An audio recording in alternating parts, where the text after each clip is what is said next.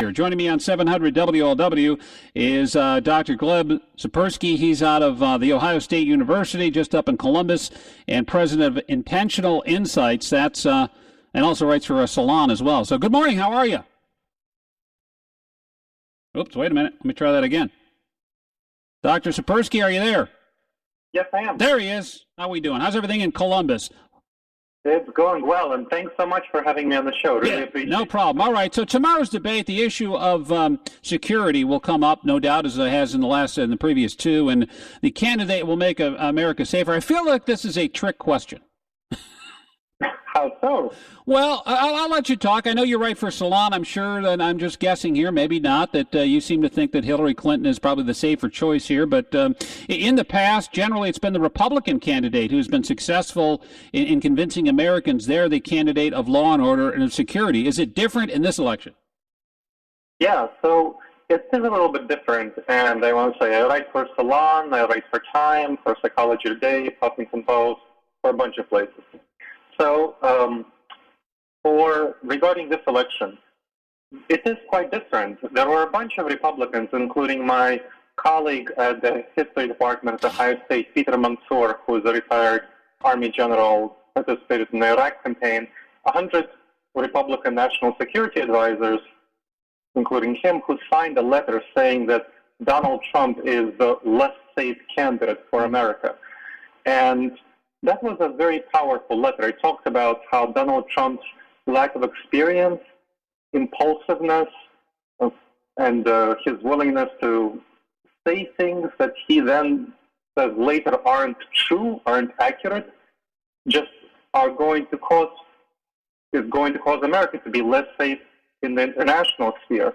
Locally, Donald Trump's orientation toward Islamophobia, so dislike of Muslims, and orienting toward banning them and so on, is just targeting the wrong people for discrimination and for security, for policing.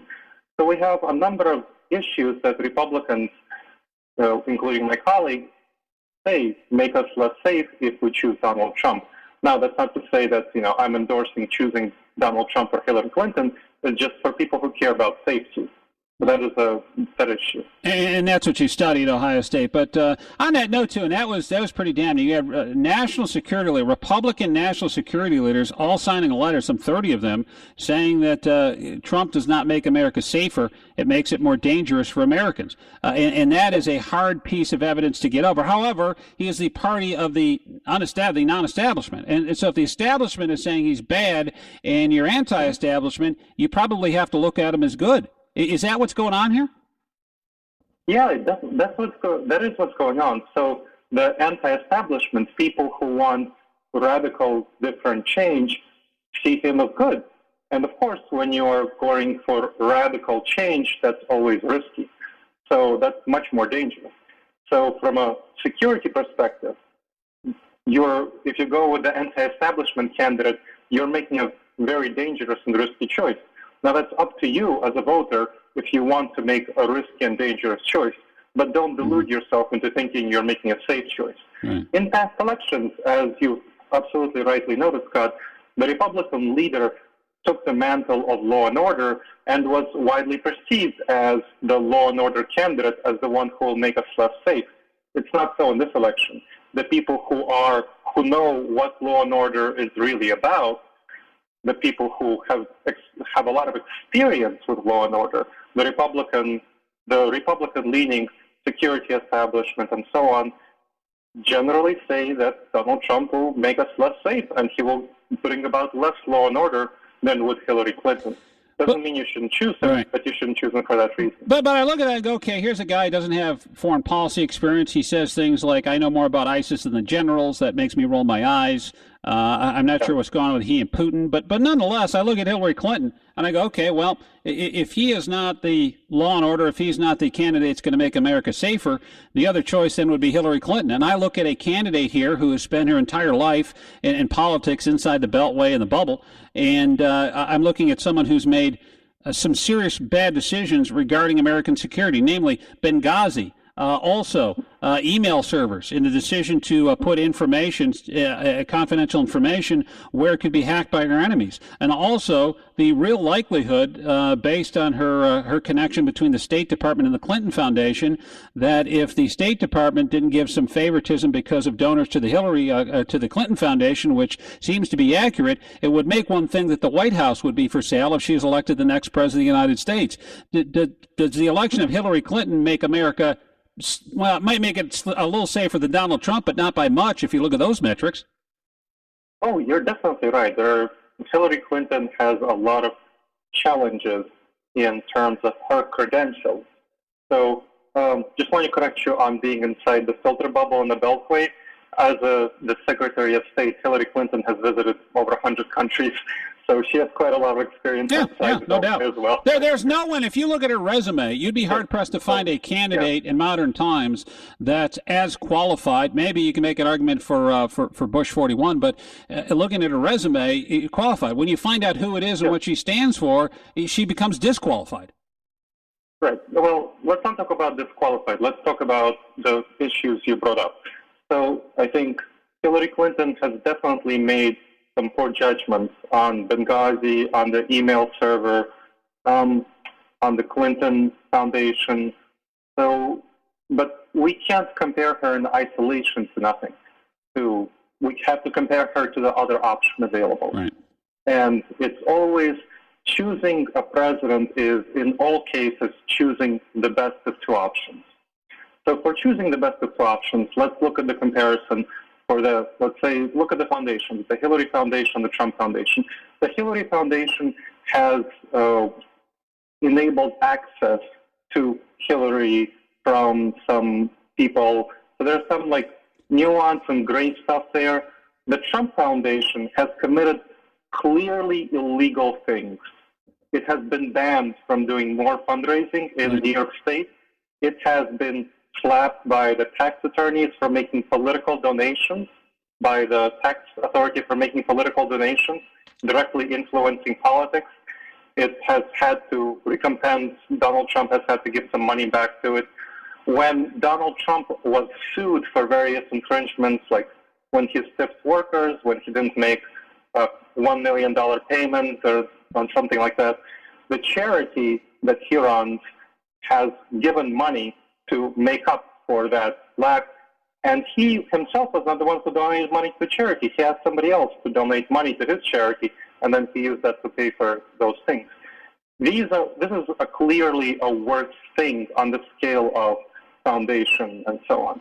But you're looking at Dr. Gleb Sapersky from Ohio State. You're looking at whether or not it'd make America safer. Now, I didn't say that the Trump Foundation was an honorable charity, and the things you mentioned are true. But through the prism of making America safer, clearly the Clinton Foundation has put America in jeopardy. Right. So the Clinton Foundation. My question is, or my point is, you have to compare it to the other available candidates. If we look at politicians in general, you will find that every politician has flaws. I think we can all agree on that. Mm-hmm. Yeah. And when you're comparing two politicians or who's running for power, you need to compare the two available candidates. We see that the Clinton Foundation has done some shady things. We see that the Trump Foundation has done some clearly beyond the line red illegal things. So from the comparison of who would make America safer going onward, you can anticipate from that metric that Trump will make America less safe. Let's talk about decision making. Hillary Clinton definitely. Let me just interject. I don't know if I agree with that, because I'm looking at going, okay. she's actually traded access to, in some cases, our enemies. But as crooked as maybe Trump's foundation is domestically, there's no connection between him and foreign entities that want to do harm to America. I think that's a big difference. Go ahead.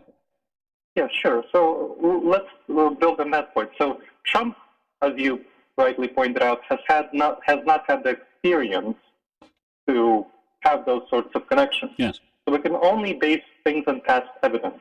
We can see from the past evidence that Clinton's foundation has had some shady things, totally agreed. We see that Trump's foundation has done clearly illegal things, like very wrong things, clearly illegal things.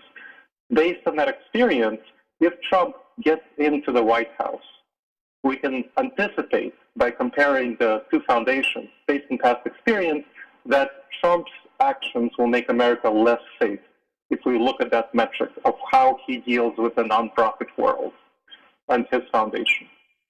Let's go on. Yeah, go to the next point here, because I'm kind of running out of time, but I did want to get to this one, and that is...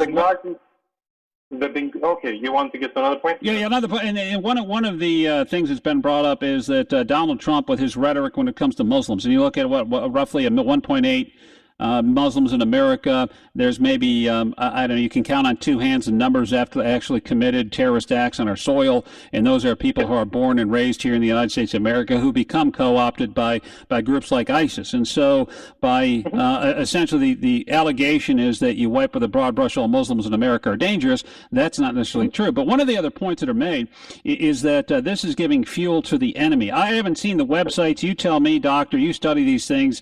Dr. Gleb Sapersky from The Ohio State University on who is the safest candidate for America's security, and tell me exactly how they're using this to recruit people. Sure. So we've seen a number of videotapes from Al-Qaeda and from ISIS and other Al-Shabaab and other terrorist organizations that actually are using Donald Trump's words, rhetoric, to show that Americans are to portray Americans as anti-Muslim and convince American Muslims and other Muslims around the world to engage with ISIS and Al-Qaeda and support terrorism. So from that perspective, we see, Hillary Clinton is not in those videotapes. Donald Trump is in those videotapes. Donald Trump is clearly being used as a recruiting tactic for ISIS, for Al-Qaeda. So if he gets elected, he will be used even much more as a recruiting tactic. So we will have more terrorists who have been co-opted due to Donald Trump being in the president's office and saying things against Muslims. So again, from that perspective, Donald Trump will definitely make us less safe. And if you care about safety, that's not a good choice. Well, I don't know if this. I see what you're saying, Rod. I have to disagree with your argument to some degree here too. Is it's so you're saying recognizing and stating that there are radical Islamist fundamentalists that are an enemy of America and the Western world just encourages more. I mean, if that were the case, wasn't the radical Muslim extremists the ones responsible? And going back to even to the Reagan presidency, through the Bush years, to the Clinton presidency, through the Bush 43 years, through Obama's 2 terms. I mean, it's not like Donald Trump came on and started criticizing radical extremist Muslims. That created this whole problem. They've had no problem recruiting for years. Mm-hmm. No, you're totally right that it's not that Donald Trump has started something that wasn't there before. We have to look at the evidence. We see Donald Trump saying things like, I want to not allow Muslims to enter the United States. That is an extremely radical statement that no politician before him has ever made, and that causes a lot of outrage. By comparison, when politicians say, let's take care of radical Muslim terrorists, which Obama himself says and Clinton says and so on, that's normal. When someone goes beyond the pale, says something that extreme, that's a very easy argument to make that America is anti-Muslim. When a president or politician says, let's get radical Islamic terrorists, you're not going to be able to easily make that America is anti-Muslim. You're going to be able to easily make the argument that America is anti-Muslim if someone says, let's not allow all Muslims to enter the United States. I'll give you another comparison. You know the videos of police shootings that have been coming out recently? Right. Now, it's not like police haven't been shooting black people beforehand. However, this stuff wasn't on videos beforehand. So the videos make it really available and really visible and very visceral and emotional for people. And one of the areas I study is emotional and social intelligence. And the visual of somebody getting shot, a black person getting shot in the video by a white person, is very evocative. It's very powerful. And the same thing if you have a video of Donald Trump saying, Muslims are bad, let's ban all Muslims from entering the United States, that motivates people. So from a Well, but again, I mean, it's the words what Donald Trump actually said though was not banning all Muslims. He said, "Hey, listen, we need to shut things off until we can come up with a concrete policy on how to deal with this." Now, you can take some words and statements, and certainly Donald Trump leaves a lot of what he says up to interpretation. But on that point, he's saying, "Hey, listen, if we can't control our borders and we don't know who's coming in here, we need to figure out a way to make sure that we can control that." Which, to me, there's nothing wrong with that, but if you look at simply the numbers themselves, almost 2 million Muslims in America, and if you can count on two hands the number of them that have caused problems or reverted to terrorism, obviously it's a statistical. It's statistically small that someone from the United States can do this. So we have to also worry about them coming across the border and a host of whole other issues as well. But, the idea that if we just simply don't talk about them, that they're going to go away is also a fallacy. And I see, I see Hillary and Obama doing the same thing and going, "Hey, listen, we're just, we know there's a problem there. We won't say the Islamist word. We won't use that in polite conversation. We don't want to upset the crazy people." That's flawed logic too.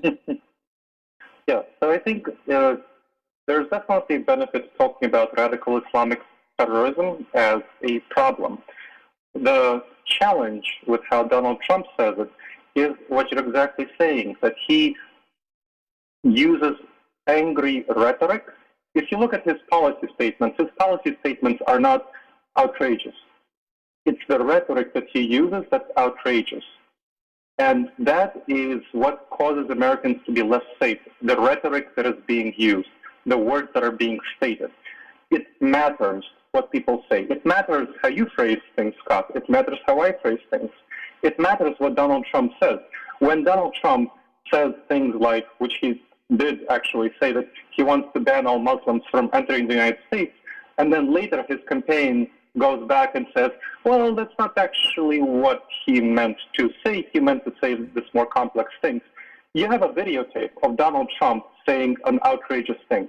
This videotape is going to be used and is used as a recruiting tactic for Muslim terrorists. These Muslim terrorists will then cause explosions in the United States, including in Cincinnati and elsewhere. That will cause all of us to be less safe. Do we want a president who says things that cause us to be less safe? That's something you as a listener can choose. Well, I don't know. But again, I mean, I would have to see if that indeed makes us that unsafe, that, okay, these are recruiting tools for ISIS, but again, they have no problem finding disaffected young people to join their ranks, even here in the United States. Listen, I'm really out of time, but I appreciate yours, Dr. Sapersky.